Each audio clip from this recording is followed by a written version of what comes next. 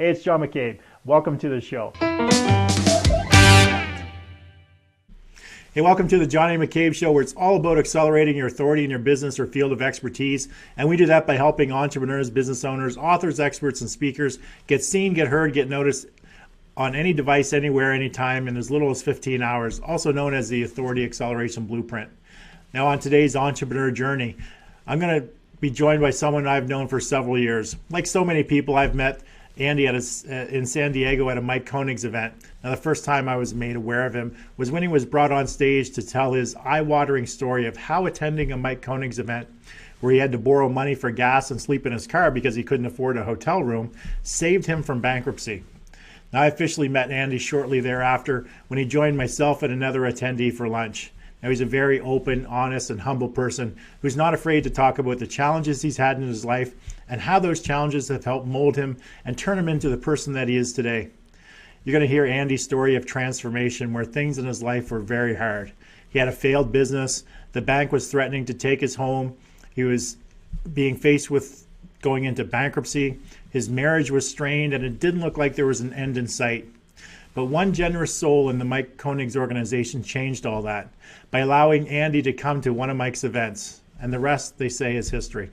Now, Andy Falco is a 6-time #1 best-selling author. After a 24-year career as a police officer for the city of Anaheim, Andy created one of the most successful dog training companies in the United States, Falco Canine Academy. Andy then created a security company that also had great success, but then a meteoric crash and burn. Now, from the ashes of near bankruptcy, foreclosure, and debt, Andy immersed himself into learning about social media marketing, video production, and product creation. From that, he turned his fortunes around, saving his home from foreclosure, paying off the debt, and even obtained a $300,000 contract with an entire country. Now, Andy has increased his platform and now has appeared on every major network, creating his own TV shows on social networks, and is in the production stages of 2 shows on major TV networks. Andy now teaches others how to do the same thing with their life and business. The Zero to Hero School is administered in either a private coaching program or through a very effective online training program. And lastly, Andy is a partner in a mastermind group called The Masters that has 35 active and successful members. Now, he helps business owners who are stuck with a great story, who are struggling to get noticed and being able to monetize their message, product, or service. Now, Andy works with his clients and teaches them that their story will help elevate them to new heights and build their authority in their market niche. So don't go away, because when I return, I'm going to be joined by my guest and good friend, Andy Falco, as he shares with us his entrepreneur journey. Hey, thanks for joining me on today's show, The Entrepreneur's Journey, where we talk with a successful entrepreneur about their journey, usually through some turbulent times. We'll hear about the lowest of the lows, the highest of the highs, and everything in between. So strap in, because today's going to be one hell of a roller coaster ride. For most of us, we felt what it's like to be short on funds from time to time, and many of us know what it's like to live paycheck to paycheck. But what happens when there's too much month left and when the money runs out? How about if the bank comes knocking, wanting your house back while you're struggling to cover the bills? Well, that's the reality of my friend not too long ago. But with the help of Robin Phillips from the Mike Koenig's organization, things changed. My guest was introduced to a new world, a new mindset, and had a new strategy for providing for his family. And during the show, you'll hear about this and much more during his journey into entrepreneurship. Now, Andy Falco is a 6-time #1 best-selling author. After a 24-year career as a police officer for the city of Anaheim, Andy created one of the most successful dog training companies in the United States, Falco Canine Academy, as well as a security company that also had great success, but then a meteoric crash and burn. From the ashes of near bankruptcy, foreclosure, and debt, Andy immersed himself into learning about social media marketing, video production, and product creation. From that, he turned his fortunes around, saving his home from foreclosure, paying off the debt, and even obtained a $300,000 contract with an entire country. Andy now teaches others how to do the same thing with their life and business. The Zero to Hero School is administered in either a private coaching program or through a very effective online training program. And lastly, Andy is a partner in a mastermind group called The Masters that has 35 active and successful members. So please give it up with likes, love, shares, and a virtual flurry of thumbs up and heart icons across the screen for my good friend and guest today, Andy Falco. How you doing, Andy? Fantastic, John. I'm very, very happy to be on your show. Oh, thank you very much. I appreciate you spending the time with me today down in hopefully sunny California. Yeah, it's going to actually be 95 today, believe it or not. I'm glad I'm inside right now. And here where I am located, it's there's still snow on the ground. So let's just not talk about the weather. I'm sure we have much better things to talk about than the weather. Well, mainly because my weather is not nearly as good as your weather. Well, it was raining 2 days ago. Okay, well, I still take a little bit of rain with the sun. Well, you guys need the rain, though. We do. We need lots of rain. Send down the snow, please. Yeah. Well, when it melts, it'll all run down. I think your guys' companies are taking all our water anyway. Nestle comes in and takes all of our Canadian water, leaving us with next to none. So, yeah, I think they're doing the same thing in your country, actually. But well, thanks for being on the show, Andy. First thing we like to do before we get too far into it is an interview, a speed round of questions. I know you watched the show before. You've been in the audience, so you know what you're getting into here. It's nothing that you needed to study for. There's no test at the end. So what I'd like everyone else to do is just play along with Andy. If you want to answer the questions, just enter them into the Facebook chat and see how your answers match up to Andy. So you're all set? Yes, ready. All right. So name the book that impacted your life the most.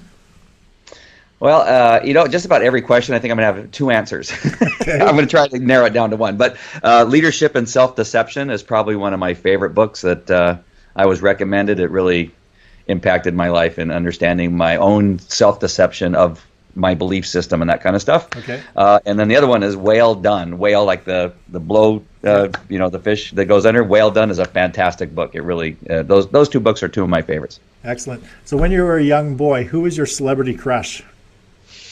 My celebrity crush was Farrah Fawcett. I think yesterday's guest, no, I had another guest on this week that was crushing on Farrah Fawcett too. Yeah, and Donna Summer, not Donna Summers. Shoot, I forgot the other one. But there's Suzanne Summers. Suzanne Summers, yeah. So what book, podcast, or show are you into right now? I'm into, so many shows. I think Band of Brothers right now, for whatever reason. I'm late to that program. Yeah. But I started watching it, and it's been fantastic. I love that show. And Narcos is another one. Excellent. So, are you currently working with any coaches? Not currently, but I follow a couple people really closely. Ed Rush is one of those guys right now that I follow just about everything he does, and I've gone to some events that he's had, so I could kind of call him a coach. I've not directly been coached by him other than being at all of his live events. Right. I even invited him down to speak to our church, and just a really good guy. He's a good guy to have as a mentor. Excellent. Yeah, I've worked with him personally actually a couple times, and been in his mastermind. So I 100% agree. Speaking of masterminds, are you currently involved in any mastermind other than the one that you're coordinating? Other than the Masters? Yes. Not right now. I'm putting a couple others together. But I was a member of the Masters. It used to be called the Mastermind Retreat. And so that was I was a member of that first. And then they asked me to partner up with them. And so that's been awesome. Excellent. Name a person, either dead or alive, who you'd most like to meet and have dinner with.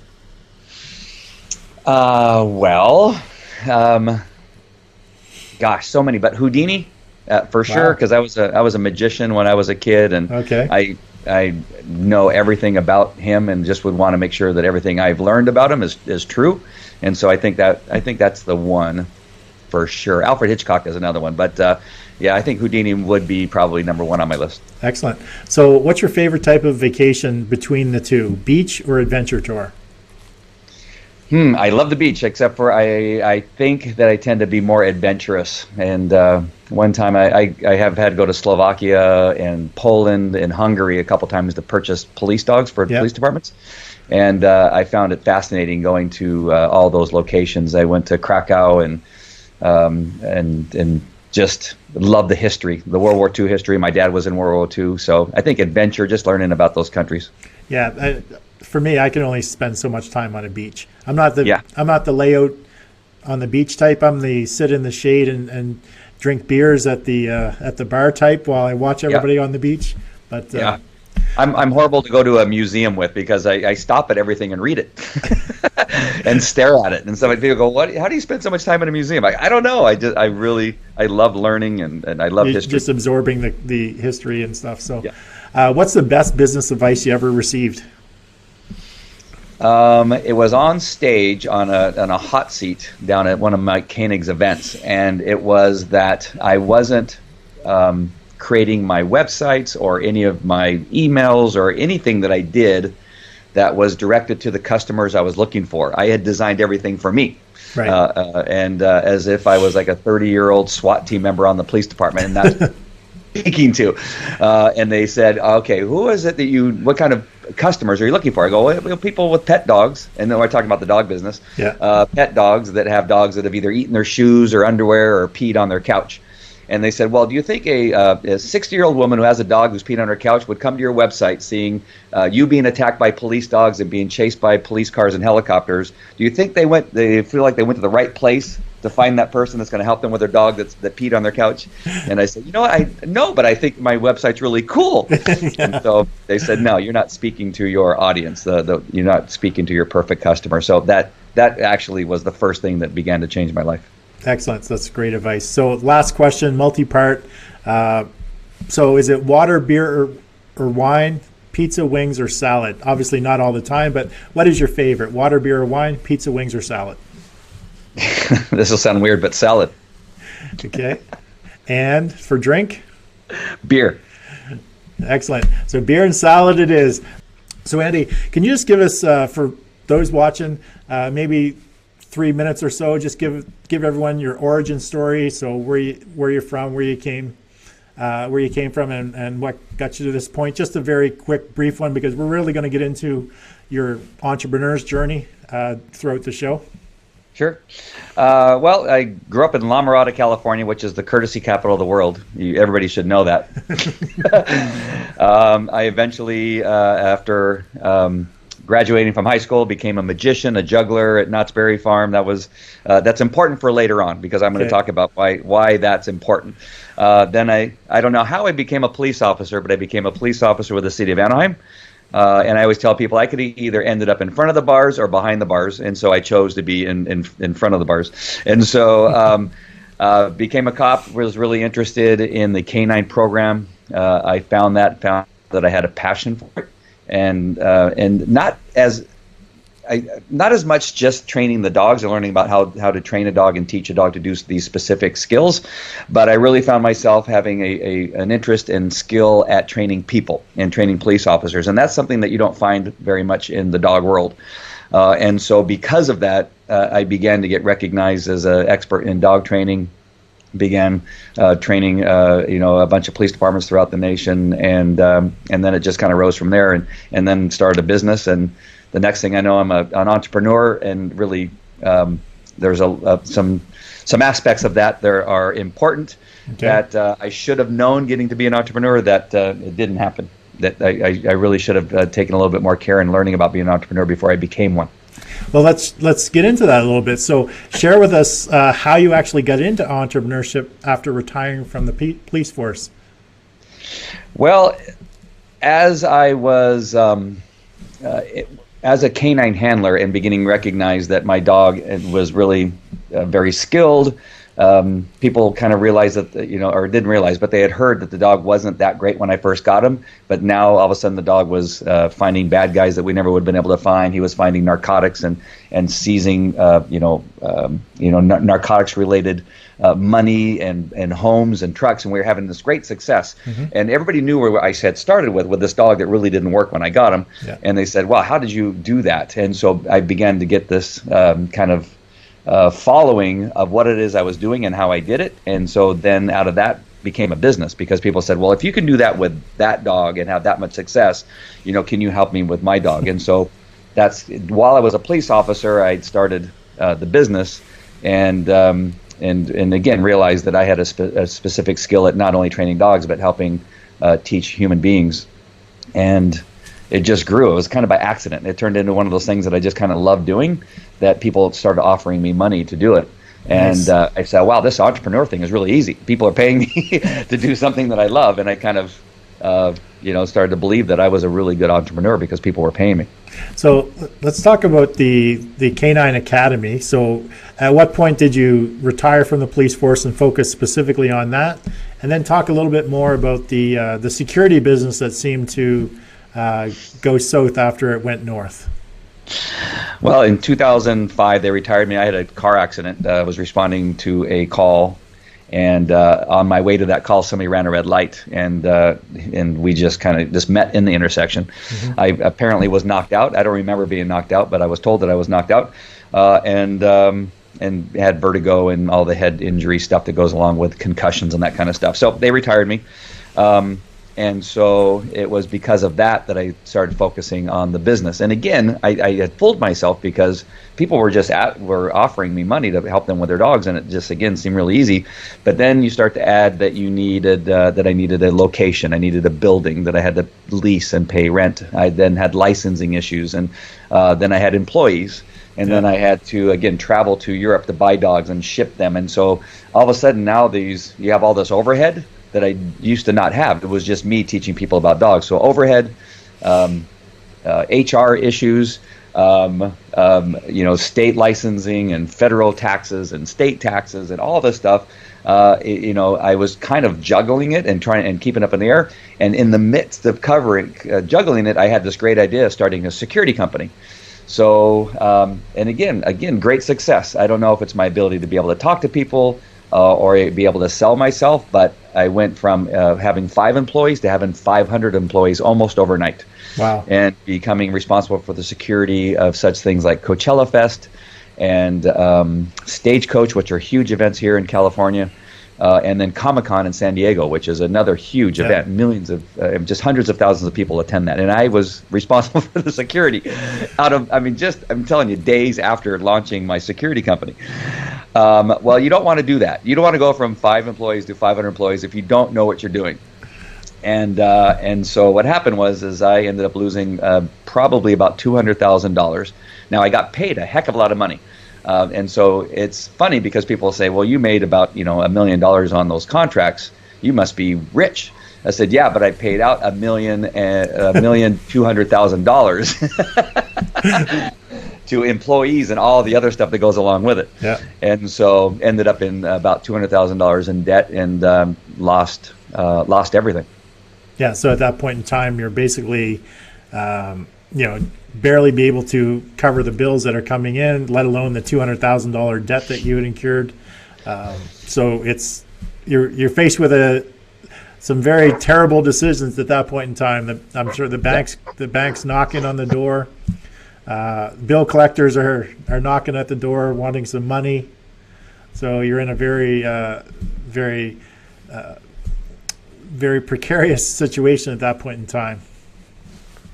One of my colleagues came and hung a piece of paper on my door in my house saying that I had 30 days to get out because it was foreclosed on. Wow. So buy his course, Lockwood, and he'll definitely help your dogs with the issues that they have. So, yes. Andy, so here you are. You're almost bankrupt. You're 30 days from being foreclosed on. So what happened to turn things around? One other thing that happened, the first big thing that happened is I was already scheduled to go to a Tony Robbins event in San Jose. And I purchased the tickets and had one of my associates that was going to go also to really help us really with that. And so when I bought it, the security company was doing really well. And I wanted to go to make sure that I, continued that work. But in the middle of all that, I had that big crash. So I called Tony Robbins' office, their offices, not Tony Robbins personally, but their offices, and said, hey, I can't afford to even go to your event, much less the ticket that I spent, which was like, I think it was like $1,800 or something like that for each one of the tickets. And I said, could I please have my money back? Because I can't afford to buy groceries right now. And they said, no, you can't have your money back. You need to find a way to get here because it will change your life. And I said, no, I really do need the money. And they said, sorry, there's no way that we can refund your money. You have to come. And so I was not that happy about that. I don't imagine. So I end up going to it, and I'm not sure how I even was able to get up there. I can't even remember how that all happened, but it was a fantastic event. If you've not been to Tony Robbins' event, it really was a lot different. I've read his books and listened to tapes and things like that and other stuff, but it was a life-changing event for sure. But at that event, I heard about this guy named Mike Koenigs down in San Diego, who was putting together a couple programs that may help me with my marketing, because that's one of the things I didn't do well, obviously, because I told you, at least at that point, my website really wasn't speaking to my clients. I did not know it yet, but right. I would soon learn that. So I call up the organization that Mike had at the time, Traffic Geyser, spoke to one of his salespeople. His name's Robin Phillips. And I said, what is this program? And do you think it could help me what I'm at? I go, I'm broke. I need help. I need to find customers fast. I don't know how to find customers, but I need to get out of this hole that I'm in. I don't know any other thing that I can do. And Robin said, well, come down to San Diego. We have this 3-day event. Come down and be a part of it, and it'll begin this process of teaching you how to market your business and hopefully getting you customers and very quickly and build my list, which I didn't know what a list was. I have no idea what you're talking. He was speaking all this jargon. I had no idea what he was talking about. And I said, I can't afford the ticket. They were $97. I said, I just came back from a Tony Robbins event, which I couldn't afford, and now I can't even afford the $97. And he said, well, if you can find a way to get there, I will comp you the tickets. Just find a way to get there. And so I was able to borrow some money for gas, drove my truck down to San Diego, which is about 2 hours away, and knowing that I was going to have to sleep in my truck in order to be there. And lucky for me, I got on one of the hot seats and got on stage, and Mike Koenigs, Ed Rush, Pam Hendrickson, and Paul Colligan were on the hot seat. They were the leaders of the hot seat, and they tore me apart and told me I didn't know what I was doing. and gave me good direction. That was the good news. And I took their direction and again began to change how I was doing it. So what did you do with the opportunity that was presented to you from the event? So basically they were gracious enough to comp you the ticket. You got to go on stage, which only a select few do. So what did you do with that opportunity? Obviously, you didn't have money to invest in the program that they were selling at the event. So what happened and how did you turn things around? Well, the good news, they did have a $1 option that you could get it for $1 for 30 days. Oh, yes, I remember that, the instant customer $1 option. Yeah, so I did that. I really took good notes. I listened to what they had to say. I can't tell you that I did everything they said 100%. I only did probably 75%, which again is a part of my story. But even doing 75%, it really began to change my business. I immediately changed my website based on what it is they told me. I began creating emails that spoke more to my customer. I created my avatar, which at that time and still is today for the pet dog training stuff. Her name is Sally Frost, and I know everything there is about Sally Frost. She's an actual person who is actually one of my best customers, and I began speaking to her directly through all my marketing and put that into place. I wrote a book immediately. Got that published and was able to use that as a lead magnet. And as quickly as I could get those things working, the clientele began to roll in, and my classes were bigger than they'd ever been before. I started to get on television pretty quickly, and everything just began to get much better. I was eventually able to save my house from foreclosure. That took a little bit more work. It took help from a really good attorney involved in the case. Yeah. But I would not have done it if I didn't think I was going to be able to afford it. Right. So I was able to, because of what was happening, I was able to move quickly, and I could see the progress I was making. So I hired an attorney, saved my house, was able to afford the payments, and began to pay off the debt. Excellent. So how did the $300,000 contract come about with respect to the country? Well, that's a good question because it all fits in perfectly. The authority that I had from all my years of training police dogs, and how I was better able to now communicate it to the right people. was key. And then now the celebrity that I was able to create, again, through the teaching of Mike Koenigs and the rest of his crew, I began to create my own celebrity. And that was through the book, because now I'm a published author and a #1 best-selling author. So that started the progress.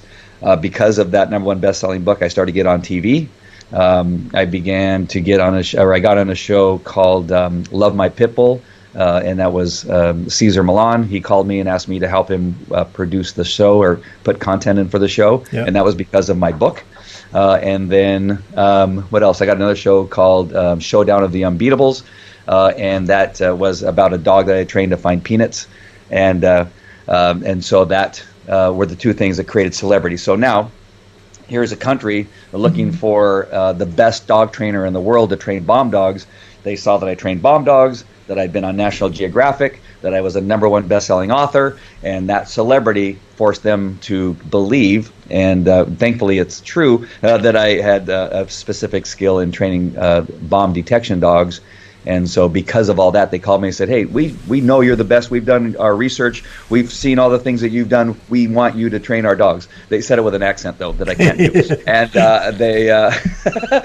they said, we're going to send a contract, and we want your contract back. And so we met in the middle of the contract, and they then wired money into my bank account, which I hope that answered your question properly. Very, very nice. So, Andy, from attending that very first event, you saw some success. You're generating some income pretty quickly by taking action. So how did that event actually change your life, your family's life at that point in time? Well, I think obviously when you are, when you have some level of success and you are kind of validated, I think that was the word I was looking for. I couldn't find it, but you're validated that your systems that you have, right? So I knew that I was really good at this concept of training dogs. I created a concept called training your dog with love and respect. And that works with police dogs, detection dogs, or pet dogs. And having that understanding how love and respect works both ways between the dog towards the owner and the owner towards the dog. It was a concept that I believed in and had seen the difference that it made in even dogs that had bitten people then would have otherwise been euthanized, that we were able to save them and save the dog and save the relationship with that family. So that validation, that concept is great. And because I was able to put it in a book form and also was able to be seen on television as an authority and expert, that really does give you that validation, what you need. It gives you the confidence, and it gave me the confidence to say that I was an expert. And up to that point, I never told anybody that I was an expert, ever, because it just didn't feel right. I didn't know how, I didn't know how to say it and not have self-doubt. Yeah. So it took away that self-doubt, and that really was probably the most important thing. And so now that you're walking around with your head back up again, because before that it was, it was horrible. There's still effects from that time, especially in my marriage and in family and things like that. It really just, it's so hard on a family. Money issues, communication issues, those two things are probably the leading two things that end marriages and end relationships. And so, there's a lot of recovery that has to take place, but it's a lot easier to do with your head up. Right, and your head up high, and just knowing that the future is better than what the past was. So I think in those cases that ability to call myself an expert and to have validation that what I had to offer actually could change lives. Excellent. So let's talk about what happened next. Now the pressure's off. You financially, you save the house, you have some income coming in. Share with us sort of the next couple of years. So what took place over the next couple of years? What did you focus on? How did you keep the money rolling in on a regular basis? Well, I can't, there was so much debt that it was a big hole I had to fill. And so it's been a long road. And so as I'm now, reaching zero and now being able to make money, because I don't want to give the, full disclosure, is that because there was so much debt, there is a time where you're still just trying to get through, because it's kind of just like anything else. There's other effects, other things get affected. Like now you got to hire attorneys and pay them. Oh, yeah. So And so then you have to, you have tax issues that come up, and you got all this other kind of stuff. So even though it's 200,000, you can pay off 100,000, but you got another 50,000 because now you had to hire attorneys and all that kind of stuff. So just saying that, and so it's still, my goal is to now that I'm at zero, now to increase that income and change direction. So the outcome is that the business was saved, the house was saved. I got rid of the security company, and now I'm at a place that I was able to sell the dog training part of the business. Now you can hear dogs every so often. I still have my office in our kennel here, but I'm selling off the dog training business, and the reason I can do that is because I saved it, and now that it's not in the negative, right. I'm able to now sell it to another trainer that I have trained, and she has now taken over the pet dog training business, so that's a good thing. So now somebody else is doing all the hard work in relation to training people and their dogs. I put together an online training program for dog training, and there's probably 10 different programs in that particular membership site. And so that's automated. So now people can get trained by me through video, and I don't have to actually go anywhere to do it. I don't even have to see the dog, right? They pay me, and they just watch videos. And I woke up in the morning and seen people pay me to train their dog, and I was sleeping. Nice. So that's fantastic.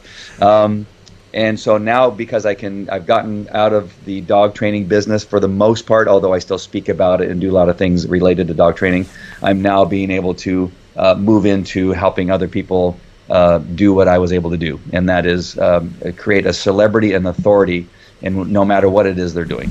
And so that's where I'm at now. That's what I was able to do. So basically, you're doing exactly the same thing for other people that you did to save your own business through the education you receive from the marketing strategies, the systems that you're using, how to implement them, the social media aspect of it, using a variety of different social platforms to position yourself as the authority in your marketplace, and as well as to accelerate that so it doesn't take you nearly as long to get to that celebrity status. So that was about 5 years ago that I started that whole trek, right? Okay. And so my job is now to help people not take 5 years to do that. And so if I could shorten it up to a couple of months. Yeah. Andy, you and I are actually very much alike. We're juggling two worlds. You're doing the dog training space as well as the marketing consultant advisor. I'm in the real estate investing space as well as a marketing consultant advisor. So my question is, how do you manage to completely separate the two, or do you, so that you're able to build and accelerate your authority in both spaces? Well, that came to the point where I had to, really sell the aspects of my dog training business that required me to be present. And so that had to be done. I had tried for a little while to do both, realizing that I was going to kill myself. Again, that's another thing that happens with us entrepreneurs sometimes, is that we spend so much time on our business, and I felt like I had to try to recover so much that it takes a toll on your marriage. You're not there, and you're not present, and things are happening, and I was traveling all over the place. And so between all of that, something had to change. And so definitely had to sell off the aspect of me having to be present on that dog training. And so got rid of that. And then I found people to take care of the things that I did not do well, which is an assistant that would take care of scheduling, to take care of my accounting, and still have to hand some. It's hard handing stuff over, but I'm getting better at it. And so I've gotten better at handing those things off to somebody else that I don't do well. Which is anything with numbers. If it involves numbers, I'm horrible. And if it involves spelling, I'm horrible at spelling. So I have editors now that I'm hiring. I just found one recently that's going to help me with all that stuff. If you ever see any of my Facebook postings, there's always a misspelled word. Sometimes I misspell my own name. So my good friend Everett O'Keefe is always finding my misspellings and pointing them out. And so that. Yeah. So that's really important. You got to find people that will take those areas that you just don't do well, and don't take on things that again that you can't do, and tell people that you can. So I'm surrounding myself with other people that can take care of the things that I don't want to do. Right. So what products or services do you offer in the two different spaces? So basically now you're pretty much out of the dog training space except for your online solution, your digital courses. So that's all you're offering for the dog space right now, personally? Yep, at falcodogtraining.com. It has everything from, taking your dog to a dog park and how to make that a better experience to a 7-week training program for the pet dog owner, from starting with, bringing the dog into your home and picking which kind of collars you're going to use, and all the way to obedience and that kind of stuff. And then I have, day-to-day issues with your dogs, and that's a whole nother dog training about, what happens, how can you teach your dog not to run out the front door when you open it up, or that kind of stuff. Well, now I have to add one for Andy Lockwood, and that's sniffing people's crotches, apparently. And so I got to get that training in there. But that's where the day-to-day dog training, and then another one, how to train your dog, or not, how to feed your dog raw and natural in a healthy way. So that's the membership site. And that's already done, and I don't have to worry about it much anymore other than updating a few things here and there. And then on the zerotoheroschool.com that you can go to, I'm putting in all kinds of training to teach people how to write their book, how to create a Facebook Live TV show, much like the one that you're doing and the one that I do, called the Facebook Live TV show. Yeah. And then other aspects of creating a sound marketing plan for their businesses. So automation is key, and then only taking on maybe 5 to 7 clients that I really want to work with and help them do the same thing. So I'm really limiting myself to just having just a few clients that I work directly with, and even have an application process that they have to apply for if they want the opportunity to build their celebrity and authority. Yeah, I think that's key, is not, and you learn this from experience, not sort of extending yourself so much that you've got way too much stuff going on. It's too hard to handle. It affects your personal life and your family life. Just sort of trying to stay in control. And it's much easier to do when you only have a small group of core people that you're actually working with. And the rest, if you can automate the rest of it and turn it on autopilot, so you're creating that passive income. It's an asset that's working for you all the time, because it's just there, and it's people are getting good value out of it. Now, do you still drive traffic to it, to the different spaces? So the dog training system, as well as the Zero to Hero, what are you doing to drive traffic to those two different websites? Yeah, well, right now the best thing that I'm using right now is Facebook Live. If you have a business, I don't care what it is, if you can find a way to create a show or some type of engagement with your audience using Facebook Live, it's probably the best thing to do, because like us, like you're able to communicate with people that are logging in and see their comments and respond to them, and creates a connection with the people that are interested in what it is you're doing. And so on the dog training side of things, I do a show called the Falco Canine Dog News, where I talk about dogs in the news, and then of course talk about my products and services that I have to offer that people can go to. I still send people to the dog trainer, dog training live, because somebody else owns it and I get a residual from that. And so I definitely want people to go and get trained by our trainers who licensed out my company name and the processes for which I train dogs. And so I still send them there. And so I'm still active in that world. Like I said, I talk a lot about it, but I don't have to do the actual training of the dogs much anymore. And then same thing with the creating my own celebrity on the helping entrepreneurs side of things. I created the Facebook Live TV show, where we talk about everything that you and I are talking about today. Excellent.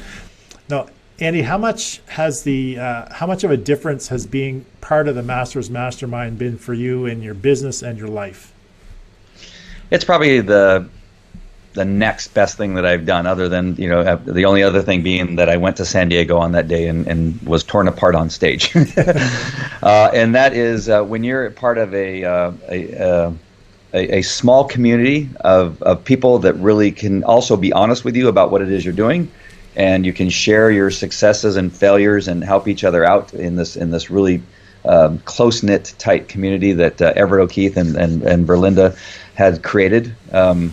And just again, it's about people talking to you in your language and being able to really feel comfortable that they can speak to you honestly about what it is that you've decided to do or want to do for your marketing or your business and that kind of stuff.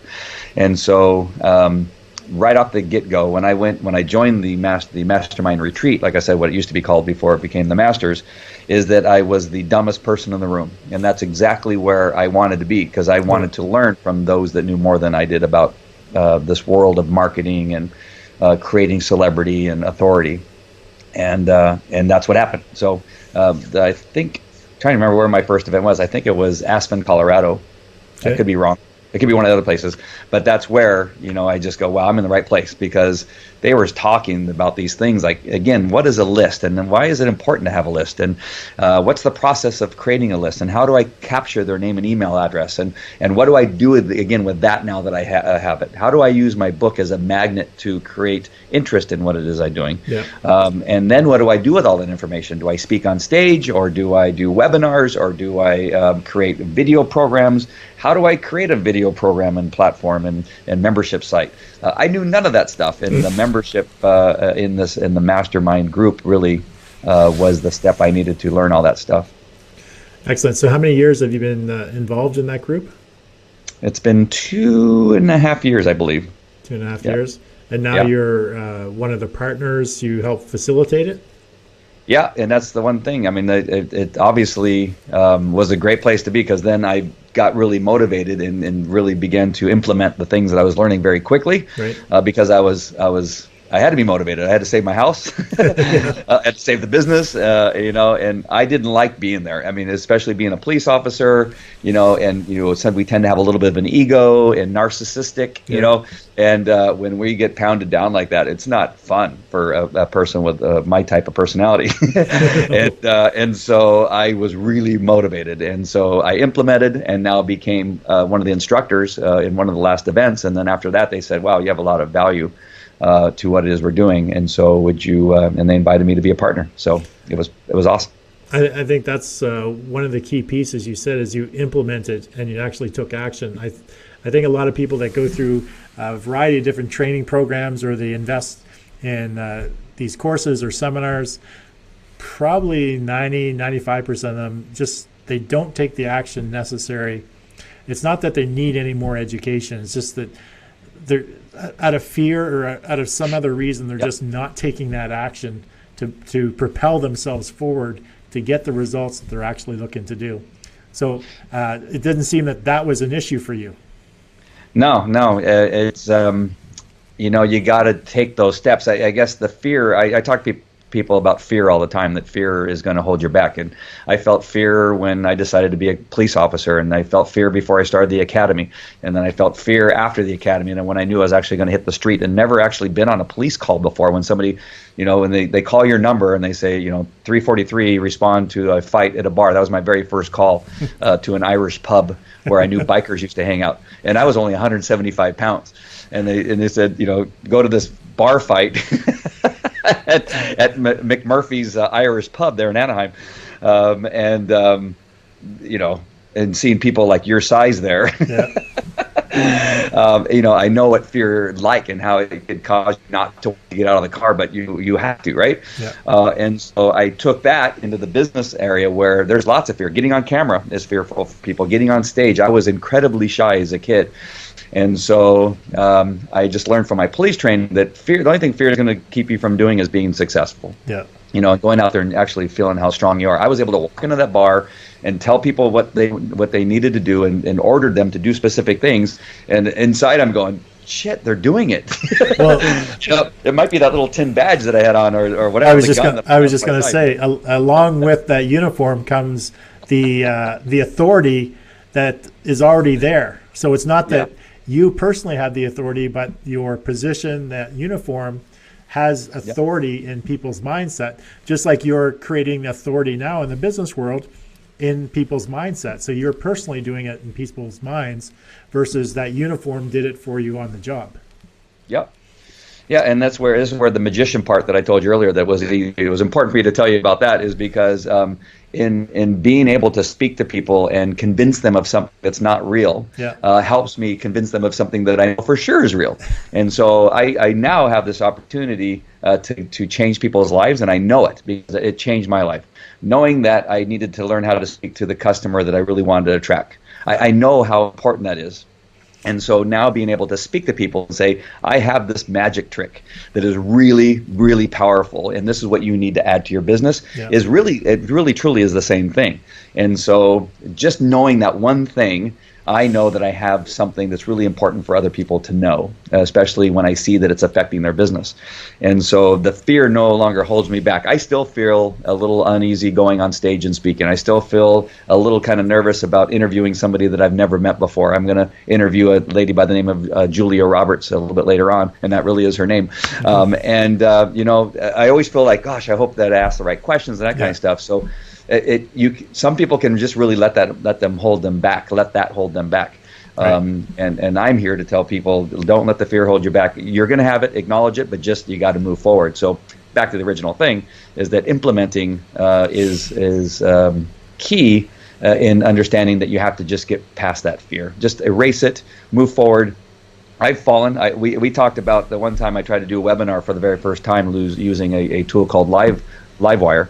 And it completely crashed and burned. I was sweating from places I didn't know I could sweat from because I had about 35 people on that were really waiting for what I had to say, and nothing worked. And it never did work, and I lost them all. I don't even know what happened to those people. But I've been there too. I didn't let it stop me from going back and doing another one, right? No. So most people go, I'm never doing that again. That was a horrible feeling.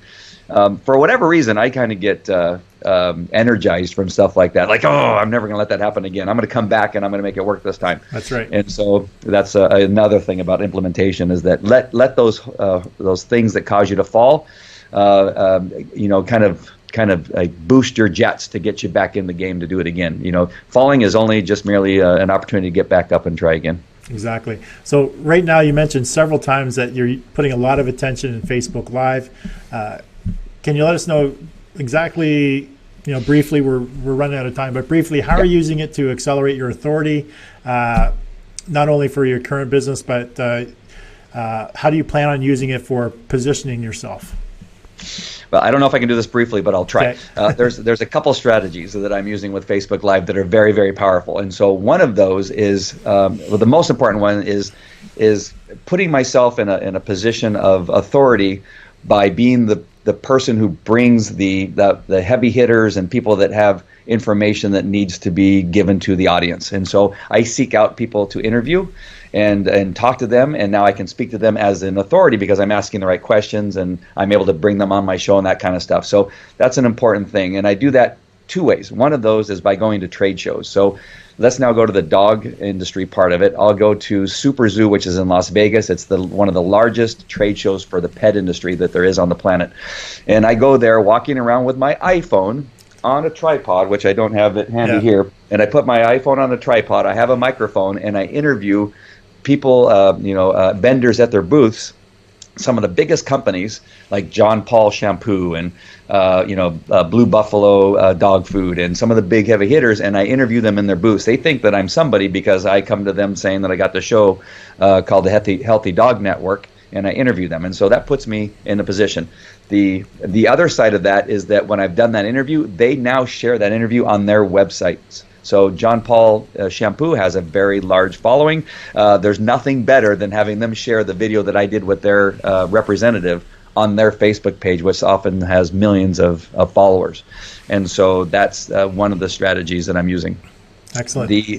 The other one, just really quick, is that now I'm interviewing people on the Facebook Live TV show in the areas that I'm specializing in, and that's creating celebrity and authority. And meeting people that know other people. So because I'm interviewing these people, they're inviting me to speak at their events. I've spoken at an event in San Diego called the Social Media Conference in San Diego, and had a very large audience there. I got invited to another event because I spoke at that event, another social media event in front of a large chamber of commerce in San Diego, and in front of the city of San Diego, representatives. Yeah. And then from that, I'm getting invited to do a bunch of other stuff. And so it really becomes exponential growth as you begin to put yourself out there as being the authority, using Facebook Live and creating a TV show like the John McCabe Show, a very powerful show. And it's just crazy what happens once you start putting yourself out there as the authority. Yeah, for sure. But Andy, that's all the time that we have today, and I personally want to thank you for being on the show and sharing your life and your journey with us. I'll post any contact links for Andy in the comments section over the next couple of days, and once we post this on the website, we'll put all of his contact information in the notes for the show as well. So if anyone wants to connect with Andy or ask him any questions personally, you can definitely do that through the information that I'll provide you. So everyone, show Andy some love. Hit that like button, love button, and be sure to share this with your friends and associates on your Facebook business page. So Andy, it's been great having you on the show, and I really look forward to catching up with you again in the near future. Are you going to San Diego in December? Yes, that is my plan. I will be there. Okay, so I was planning to go away for the month of December, but now that one popped in my inbox yesterday, I'm thinking about, I probably think it's a good move, seeing that the space that you and I are both in, that I think it's definitely a show that it's a must-attend show for me as well. Yeah, so for sure. So definitely, thanks a lot for being on the show, Andy. I look forward to catching up. Actually, I'll be on your show on Saturday. Not sure exactly, 2:30 Mountain Standard Time, 1:30 Pacific Standard Time? Yes. Something like that? Yes. Okay, so I'll see you there. And for everybody else, just stick around for, I'll be back in just a second with closing remarks for the show. Thanks. Now, thanks for joining me on today's John A. McCabe Show, where we work with entrepreneurs, business owners, authors, experts, and speakers, get seen, get heard, get noticed anywhere, anytime, on any device. Now, also known as the Authority Acceleration Blueprint. Now, if you're someone who's looking to take your business to the next level and want to get some coaching advice, why not apply to be a guest on today's show? Now, for most entrepreneurs, we want to create a life of our own, create our own path, and do what we can to reach our own desired outcome, which is generally freedom. Freedom to choose what we want to do, when we want to do it, and with whom we want to do it. A life that's full of options and choices, where we worry less about money and more about the quality of time that we spend with others. Now, a great way to make that happen is to leverage other people's knowledge, time, and skill sets.